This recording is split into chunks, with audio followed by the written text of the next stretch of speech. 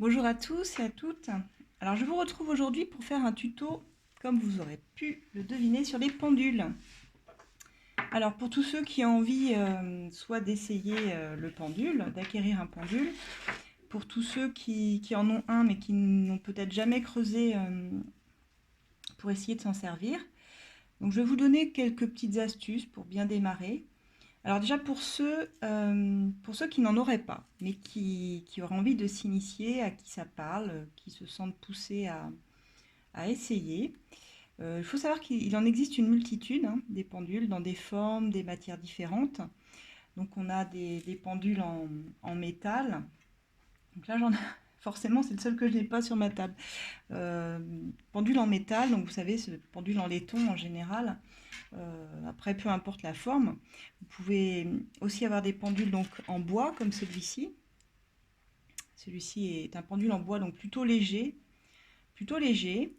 Bon, celui-ci est vraiment spécifique parce qu'il est fait avec, il a été fabriqué sur mesure, suivant mon taux vibratoire, dans un bois d'une forêt druidique et avec les pierres de protection donc sur la chaîne qui sont efficaces pour ce que je veux faire moi, pour les arts divinatoires, pour les soins.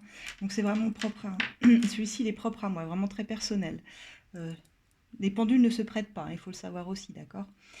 Donc il en existe également en pierres semi-précieuses. Par exemple ici nous avons du quartz rose, mais c'est peut-être également de l'améthyste, ça peut être du cristal de roche ou du quartz, enfin peu importe.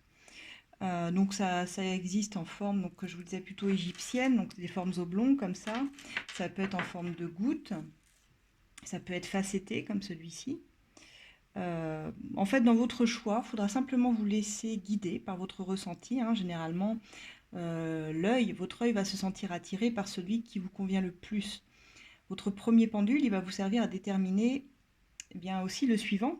Lorsque vous manipulerez en fait correctement les tests d'affinité, méfiez-vous tout de même des pendules trop beaux à regarder, parce que ce qu'on leur demande, c'est d'être en lien, c'est juste d'être le lien entre vos perceptions et votre mental. Donc c'est inutile d'en posséder toute une collection, en fait, un seul voire deux fait amplement l'affaire. Là, je vous ai mis, il n'y a pas que les miens, il y a ceux de mes enfants aussi, et oui, il faut savoir que les enfants aussi peuvent avoir envie de penduler, pourquoi pas. Donc elles ont aussi leur propre pendule. Donc l'important, c'est juste de choisir au départ un pendule simple, qui soit agréable à tenir en main. Vous voyez, moi, mon premier pendule, c'était celui-ci. J'ai toujours avec moi. Je l'ai mis sur une chaîne, en fait, et je le porte en pendentif, parce que c'est important aussi de l'avoir sur soi, votre pendule. Donc le mien, voilà, il se présente comme ça. Je vais y arriver. Et puis voilà, dans la journée, je le porte sur moi, dans une chaîne, et lorsque j'ai envie de penduler, où que je sois, parce qu'après tout, des questions, ça peut répondre à une multitude de questions, je pense que les gens s'imaginent même pas. Eh bien, vous pouvez lui poser la question comme ça à n'importe quel moment de la journée. Euh, Plus vous le portez avec vous, évidemment, plus la connexion sera forte, ça c'est évident. Donc ça, par exemple, c'était mon premier pendule. Donc en fait, moi je trouve que l'idéal, c'est d'avoir un pendule avec une pointe quand même vers le bas. Et puis en général, ils en ont quasi tous, vous voyez. Faut qu'il soit léger, 30 grammes c'est pas mal lorsqu'on débute. Et puis je trouve que c'est plus précis quand il y a une pointe. Donc maintenant que vous savez ça, vous savez également que tout est énergie. Donc chaque individu émet, reçoit des vibrations, des énergies. C'est ainsi que chacun est relié à l'univers. Donc ça se fait de façon tout à fait naturelle lorsque vous aurez pris conscience de ça. Vous pourrez commencer à percevoir, à entrer en contact avec le monde énergétique qui vous entoure. Le pendule étant un outil, un allié qui va vous permettre d'amplifier vos perceptions, votre intuition, les perceptions du corps, de l'esprit également. Donc là, on fait un peu une synthèse de ce qui est le plus intéressant là, dans ce parcours-là. Il y a d'autres approches. Après, ce sera à vous de vous positionner face à ce que je vous présente aussi, parce qu'au bout de ce parcours-là, c'est pas forcément vous, c'est pas moi, ni personne d'autre. Enfin voilà, c'est l'intuition. Donc ce qui compte au début, c'est de commencer à faire fonctionner ces outils. Et une fois les premiers pas accomplis, eh bien, vous avez toute la vie pour découvrir d'autres méthodes, d'autres manières d'être, pour pratiquer en fonction de vous-même. Et lorsque le contact est bien établi déjà avec soi-même, eh bien, on découvre énormément de choses enfouies au fond de nous qui attendaient l'occasion de se manifester au grand jour. Donc, Donc voilà, petit topo, la première chose à faire une fois que vous avez choisi votre pendule. Alors il faut savoir que les pendules minéraux, donc ceux-là par exemple, le quartz, l'améthyste, ceux-là sont des pendules qui vont emmagasiner des énergies. C'est-à-dire si vous en servez pour des soins, pour des dégagements d'entités, pour des rééquilibrages de chakras, il faut savoir que vous aurez besoin de le purifier et de le recharger à chaque fois. Alors il y a plusieurs méthodes pour ça. Vous avez pour la purification la méthode de faire brûler par exemple, Palo Santo. Voilà, vous en faites brûler un morceau et vous faites par fumigation au-dessus de la fumée. En fait, c'est la fumée qui nettoie en fait le pendule. Vous pouvez le faire également à la sauge blanche, à l'encens également de sauge blanche, à la fumée de la bougie. Ça marche aussi. Par exemple, quand vous éteignez une bougie, eh bien, il y a forcément un peu de fumée. Vous pouvez tout à fait le tenir au-dessus et demander à cette fumée de le purifier. Je finis d'ailleurs souvent comme ça, que ce soit avec mes oracles ou mes pendules, peu importe. En général, c'est nécessaire et c'est suffisant. Il n'y a pas besoin d'y passer un quart d'heure au-dessus. Quelques secondes suffisent, je vous rassure.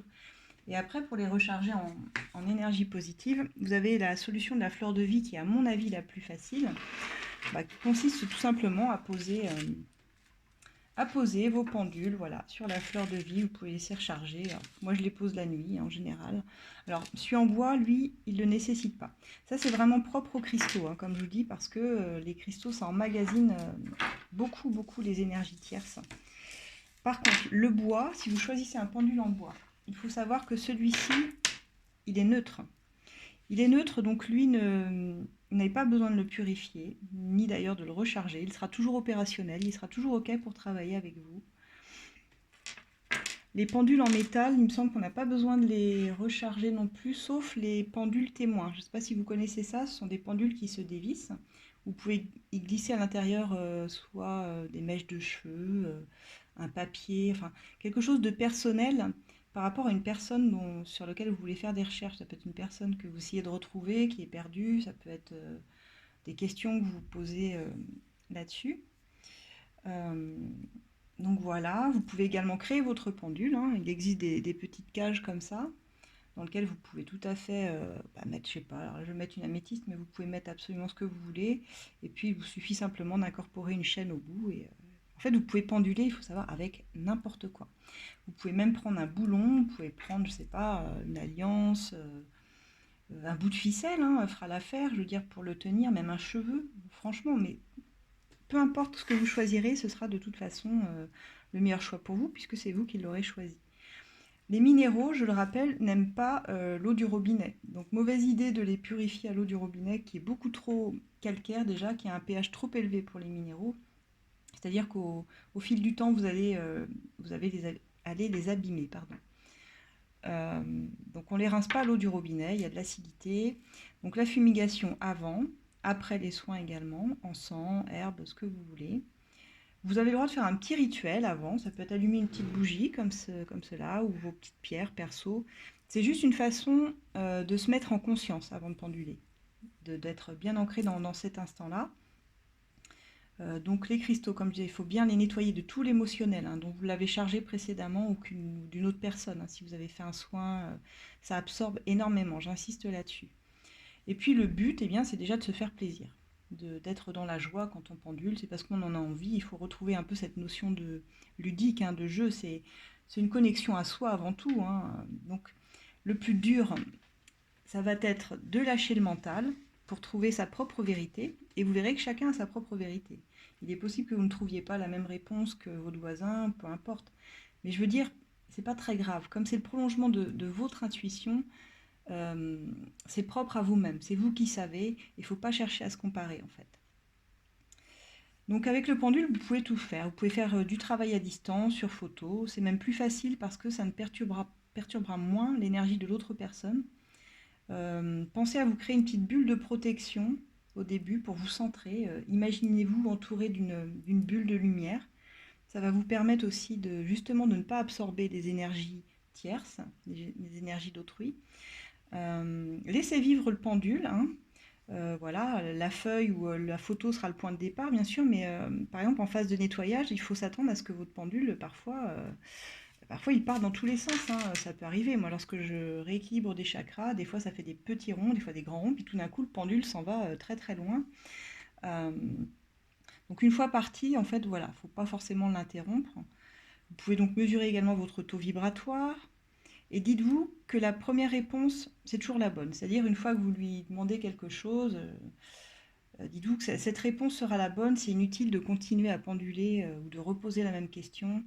En général, c'est contre-productif. Vu que c'est vraiment de l'intuition pure, il faut vraiment partir là-dessus, d'accord? Qu'est-ce que je pourrais vous dire d'autre sur le pendule? Sur le pendule, je me sers de mes notes en même temps. Déjà, ne pendulez pas lorsque vous êtes fatigué, lorsque vous n'avez pas le moral, parce que ça risquerait déjà de donner des résultats qui ne seraient pas forcément satisfaisants.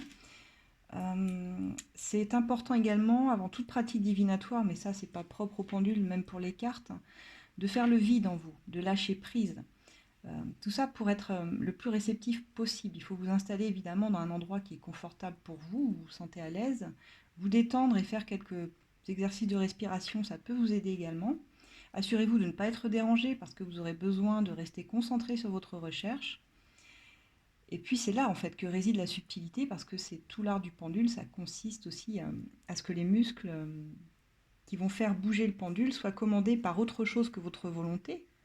Cette autre chose, il va falloir l'aider à s'exprimer, lui donner les moyens de le faire. Donc les pièges quand vous pendulez, ils sont nombreux, hein, à commencer par vous-même en fait. La sensibilité, c'est une chose qui est délicate à appréhender, déjà au niveau de l'individu. Parce que parfois la volonté de trouver un résultat est tellement plus forte que votre sensibilité qu'il va falloir faire taire cette volonté, faire taire votre mental. Méfiez-vous de votre envie de trouver juste pour faire plaisir aussi, d'accord?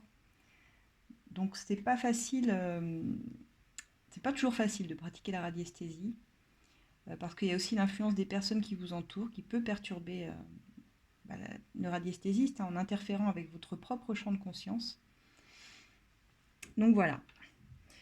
Qu'est-ce que je pourrais vous dire d'autre? Donc comme je vous disais, il y a les pendules en métal. Il y a les émetteurs, les récepteurs. Les débutants donc peuvent trouver le fameux goutte d'eau, vraiment idéal. Alors que les initiés vont peut-être plus se tourner vers un pendule en spirale. Ça, c'est vraiment idéal pour les travaux, par exemple en géobiologie.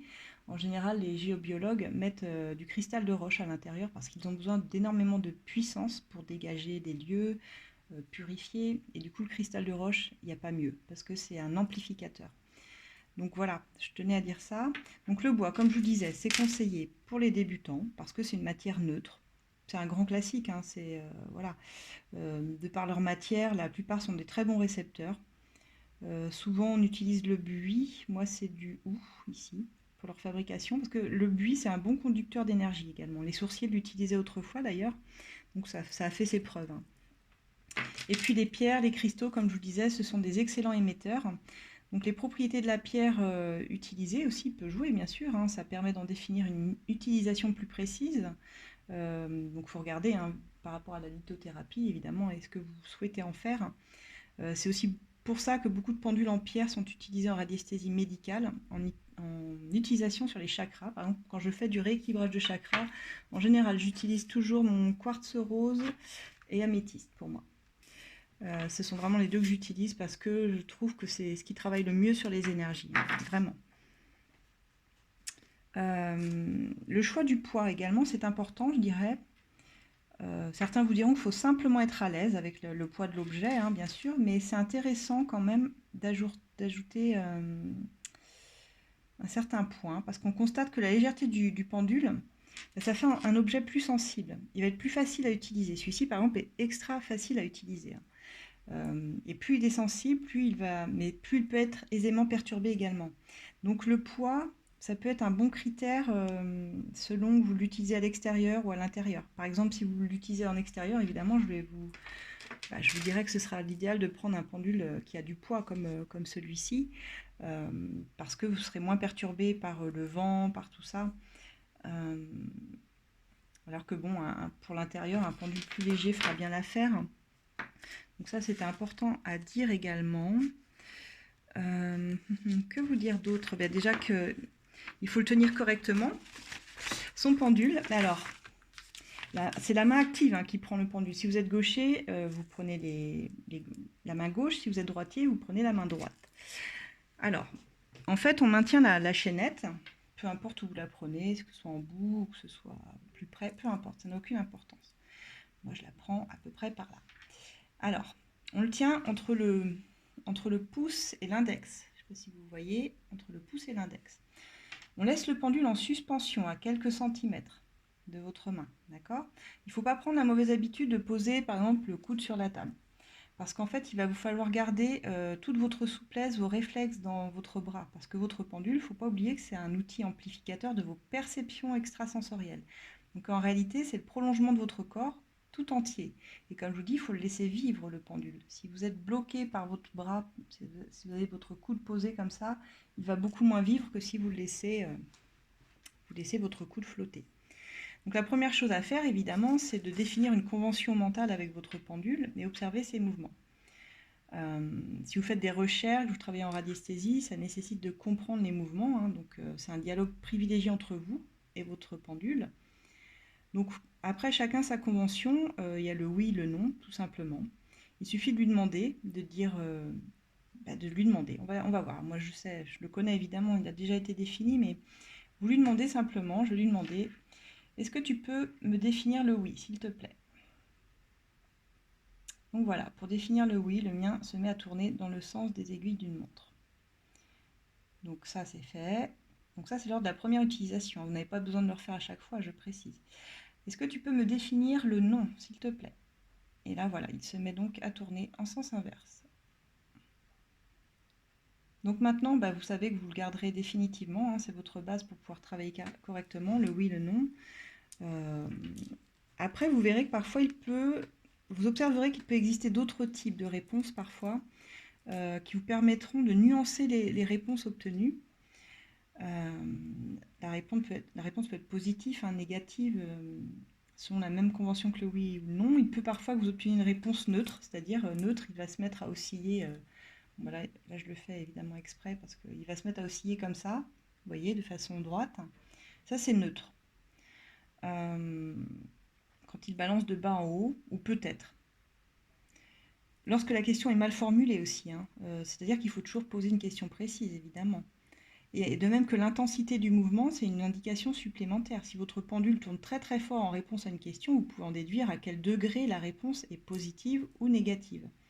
Donc la chose la plus importante à retenir, c'est qu'il faut faire preuve d'observation déjà pour comprendre ce que votre pendule vous communique comme information. Il faut formuler la question en termes exacts, puis laisser l'intuition œuvrer pour atteindre ou capter la réponse. Donc ça, c'est les premiers points. Vous pouvez faire ensuite des exercices pour la prise en main.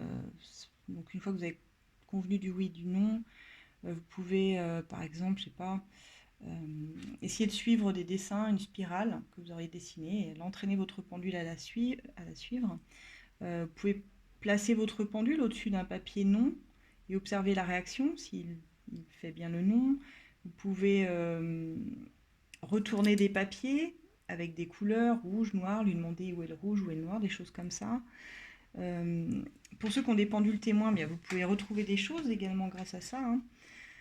Vous pouvez magnétiser avec votre pendule, magnétiser de l'eau. On peut commencer par une bouteille d'eau, très simplement, par exemple. Voilà, si je me place au-dessus, vous n'allez pas me voir, la bouteille est trop grande. Mais en gros, oui, vous pouvez vous placer au-dessus de votre bouteille d'eau et puis demander à la recharger en ondes positives. Et donc votre pendule va commencer à tourner dans le sens des aiguilles d'une montre pour la recharger en ondes positives, pour l'améliorer. Donc il y a plein de choses comme ça qu'on peut faire. Qu'est-ce que je pourrais vous dire d'autre? La plus grande difficulté, de toute façon, lorsqu'on débute dans la pratique, c'est de prendre du recul, déjà par rapport aux questions posées, par la même occasion, aux réponses obtenues également, parce que les sentiments, les désirs doivent être mis de côté, afin de garantir les meilleures conditions pour obtenir un résultat. Donc voilà, qu'est-ce qu'on peut faire d'autre?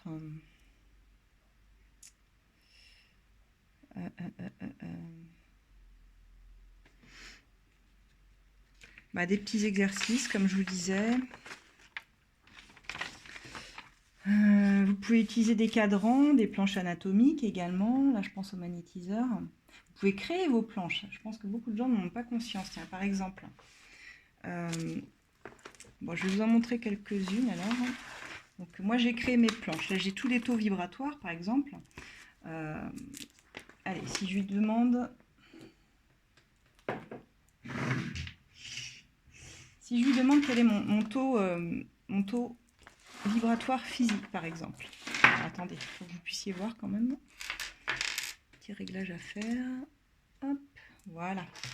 Allez, c'est parti. Quel est mon taux physique? Donc, vous avez le taux physique qui va de 0 à 10 000 en général. Ensuite, sur le plan énergétique, c'est un peu plus. Et spirituel, là, c'est à l'infini. Quel est mon taux sur le plan physique aujourd'hui? Donc là, il est en train de m'indiquer je suis à 10 000. Donc, sur le plan physique, on peut dire que tout va bien, en excellente santé, pas de fatigue, rien. Sur le plan énergétique maintenant, donc là, on va voir sur mon plan énergétique. Alors, dans mes énergies, aujourd'hui, je vibre à 16 000. Voilà, on va dire, allez, même 17 000. Je suis entre 16 000 et 18 000. Donc là, c'est un petit peu bas sur mon plan énergétique. C'est-à-dire que je suis un petit peu en baisse d'énergie. Bon, un petit travail à faire sur moi pour retrouver des énergies. Sur le plan spirituel, alors là, normalement, voilà. Donc là, il ratisse. Hein. Comme vous pouvez voir, là, le mien, il fait ça. Il ratisse. Il ratisse toute la planche. Et puis là, je sors de la planche. Donc là, voilà. Quand ça vous fait ça, là, il est en train de sortir de la planche. C'est-à-dire que mon taux dépasse celui qui est noté sur le papier. Donc c'est pas grave, il y a des petites astuces. Soit vous rajoutez en fait des zéros, vous pouvez le faire même mentalement. Et du coup, il va vous indiquer votre taux quand vous voyez qu'il dépasse la planche. Ça veut dire que vous êtes rendu au-delà. Vous pouvez donc...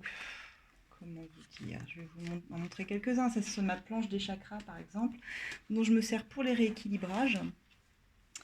Quand je place mon pendule avec la photo de la personne et je prends mes cristaux également dans une main en général et je commence mes rééquilibrages comme ça. Je demande d'abord si pour chacun, est-ce que le chakra couronne de un tel est OK. Donc s'il tourne dans le sens du oui, c'est que c'est bon. S'il tourne dans le sens du non, c'est qu'il y a un rééquilibrage à faire. Je le fais pour chacun des chakras et ensuite je travaille avec les pierres correspondantes. Ça demandera un autre cours sur les chakras en fait, donc je vais pas pouvoir tout faire. Vous pouvez lui poser donc plein de questions, vous pouvez lui demander quelle est la pierre qui vous convient. Là j'ai créé un tableau avec voilà, toutes les pierres que je possède pour faire mes bracelets par exemple, et je demande en fonction des personnes. Vous pouvez également demander à votre pendule de quoi lui il a besoin. Je dois en avoir une, je ne sais plus où elle est cette planche là. Parfois, quand je me demande s'il a besoin d'être nettoyé, d'être rechargé, si vous ne savez pas s'il est prêt à bosser avec vous, eh bien, créez-vous une planche, vous lui demandez tout simplement. Voilà, elle est là, cette planche. Là, je lui ai mis, j'ai besoin d'être nettoyé, d'être rechargé, d'être nettoyé, rechargé, reprogrammé. Je n'ai besoin de rien, énergie au top, ou tu n'as plus besoin de mes services. Donc lui, je sais qu'il est toujours prêt, hein, normalement. Si je lui demande de quoi as-tu besoin, et puis lui, vous voyez, celui-ci, il est très, très... intuitif, il se lance directement quoi. Voilà, il me dit j'ai besoin de rien, énergie au top. Et puis il reste là-dessus, vous voyez, il est prêt à bosser. Donc voilà, c'était des petits cours. Écoutez, si vous avez d'autres questions, n'hésitez pas. J'ai essayé de faire la façon la plus complète, en tout cas pour parler aux débutants. Hein. Donc je vous remercie de m'avoir suivi. J'espère que ces informations ont pu vous aider pour débuter au pendule. Et je vous souhaite une très très bonne journée. À bientôt.